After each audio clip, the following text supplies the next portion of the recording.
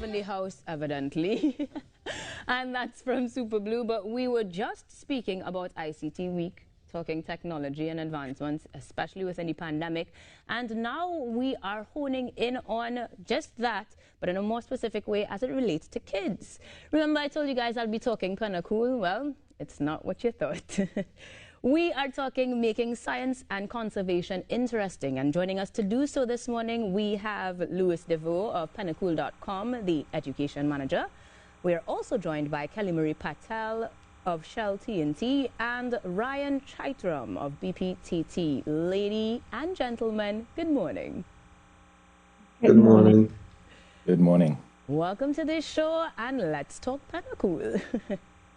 We love to talk about it because that childhood treat that helped us through a hot August and July vacation is now a name synonymous with education.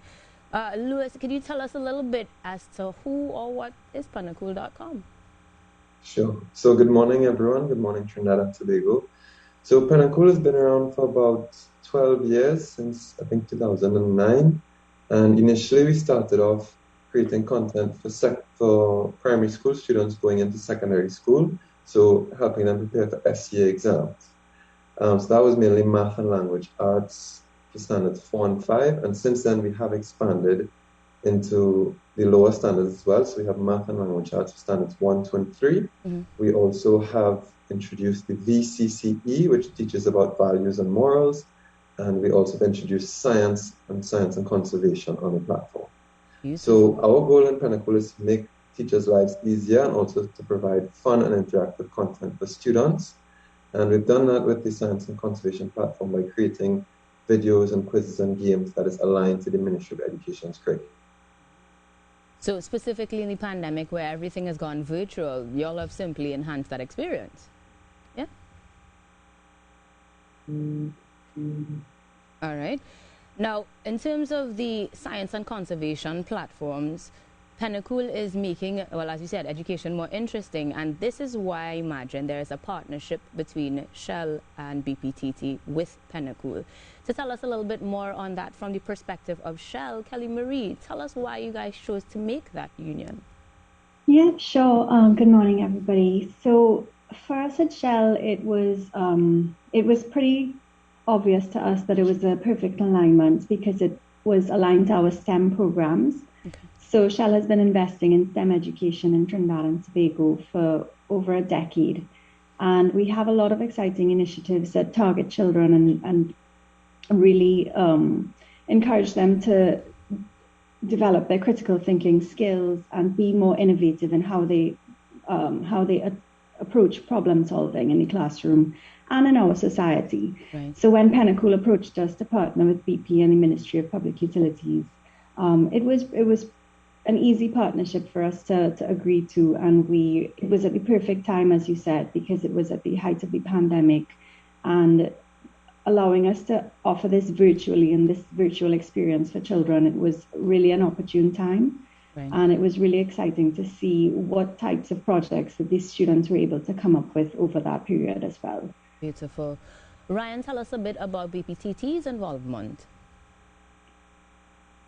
Good morning, and good morning to your viewers as well. I mean, the quick answer as to why we partnered was, it was aligned to one of our business priorities. As a business, we are trying to enable a low-carbon future. Even though we are an energy producer, we recognize the challenges of climate change, and we understand that the lower carbon future is required. So when we were first approached to come on board as a partner back in 2019, we were already taking initial steps as a business to transform the company for what we consider to be this energy transition. By that I mean the expectation that the world requires more energy, but lower carbon energy in the future. Right. And that the way that energy is produced and consumed will be different in the future. So this dual challenge of more energy but less carbon was something we were trying to tackle. Right. And while we were making steps to take carbon out of our own business in the production of energy, we realized that education of the public around ways to conserve energy, be more efficient, would also support this process of getting to a lower carbon future. And so we saw this program as an easy fix, I imagine. Enabler of that. because we recognize that behavioral change. So we were initially conceptualizing our own education program. And then when we were approached, we said, well, this program is doing pretty much what we were trying to think about doing. So it made sense to partner with them, especially seeing that they had such a strong team. They had a track record, as Louis said, they were in operation for quite some time. Right. They were operating across many of the schools already. They had the endorsement of the Ministry of Education, and they were doing this expansion into science and conservation with the Ministry of Public Utilities. So for all those reasons, we felt like it was better to partner than to try to recreate the wheel. Right. And so that's why we came on board. Checking all the boxes. Now, is Louis back with us, or are we still having some technical difficulties there? Some technical difficulties. I'm not seeing them on. So, oh boy. Because it is interesting that they have, in fact, enhanced the curricula that exists within the schools to incorporate these specific topics.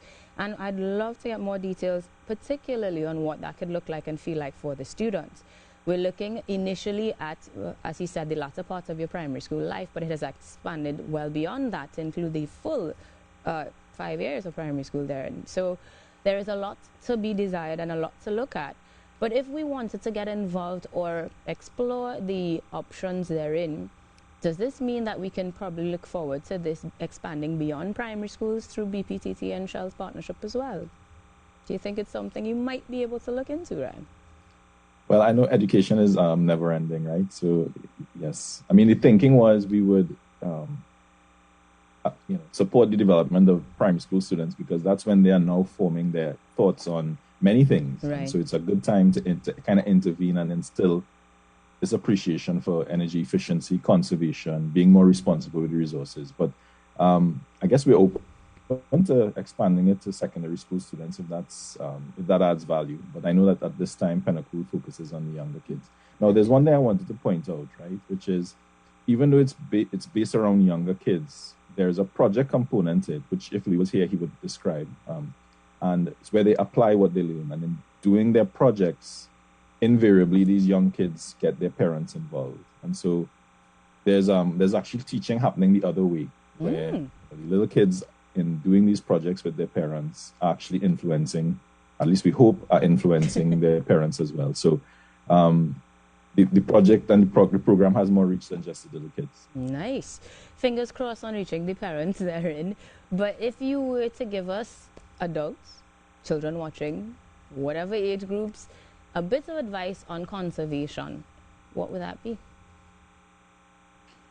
I would say that there are choices that we all make. I would say there are ways to be more efficient in the use of the natural resources we have. In the big things like the choices as adults, how we build our homes and what cars we drive or to look to buy. But in the small things like turning off the tap when you're not using it, turning off the lights when you're not using it, the types of bulbs. So I love it. Both big and small decisions that we make impact how we use resources and how we use energy.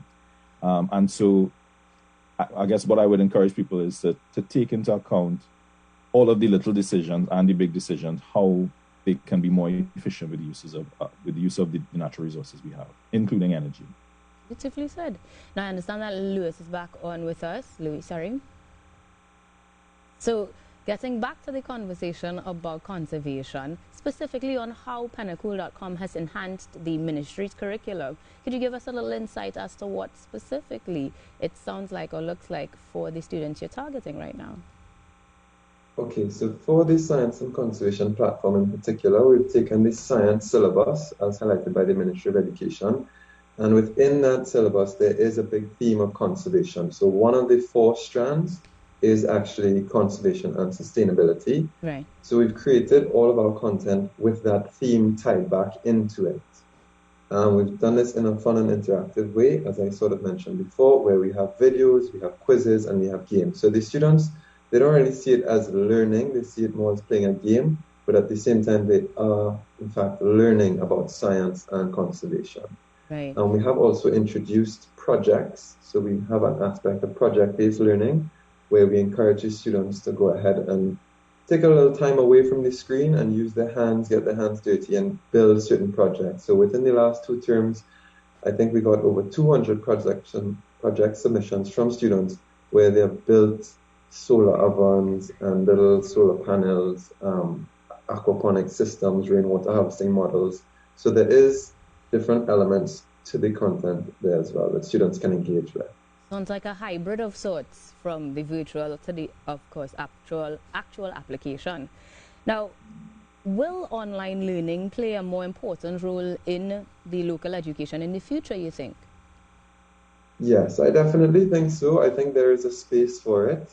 We do want to encourage students to go back into school when it's safe to do so, because by no means will we ever try to take the role of a teacher. We think that is one of the most critical and important roles. Right. Teachers are huge role models to students, and they have so much to teach them in that face-to-face interaction. But what we try to do is just provide tools for teachers to make their lives easier. So something like correcting homework that is very mundane, it's very redundant. We try to eliminate those sort of tasks that teachers have to do so that they could focus their energies on teaching and spending more time with the children. Well, as we continue to focus our energy on conservation and even enhancing STEM programs and education as a whole, Panacol.com continues to be a real ally in that game. Thank you very much for joining us this morning.